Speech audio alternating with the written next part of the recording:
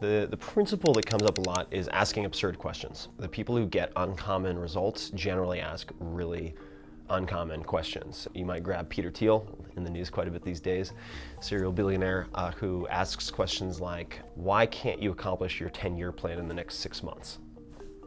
Okay, that seems like an impossible task. Or Peter Diamandis, chairman of the X Prize, known for trying to solve some of humanity's biggest problems. He'll ask entrepreneurs who want him to invest in their companies, if you had to 10x the economics of your company in the next, say, 3 months, how would you do it? And if they say that's impossible, he says, I don't accept that answer, try again. Let's say you own a business and you feel like you're burning the candle at both ends. If I had to take an 8-week off-the-grid vacation, what would I have to do? What systems and policies would I need to put in place for that to be possible? These types of questions force you to abandon your previous constraints and assumptions and all of that you've used to make these incremental decisions. They just don't work. So those get broken, and you would journal on these. It's not enough to think about them for 10 seconds. So I would use, say, the morning pages or some other type of journaling, which I do almost every morning, to then just stream of consciousness explore these things. And that's led to some of the biggest breakthroughs personally for me as well. Another principle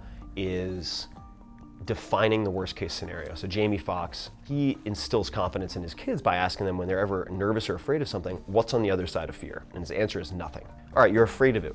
What's the worst that could happen? All right, and then what? And then what? And then what? Once you really get specific with your fears and take the time to put them under a microscope, they lose their power over you generally, because they end up being temporary or reversible or tiny risks, or all three.